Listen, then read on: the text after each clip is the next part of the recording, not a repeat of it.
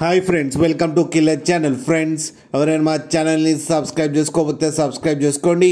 ఎవరైనా మీ డాగ్స్ కానీ మీ పెట్స్ కానీ అమ్మాలనుకుంటే మా ఛానల్ త్రూ మా ఛానల్ వాట్సాప్ నెంబర్కి మెసేజ్ పెట్టండి. ఫ్రెండ్స్, ఇవాళ మీకోసం top quality Z black Labrador puppy తీసుకురావడం జరిగింది.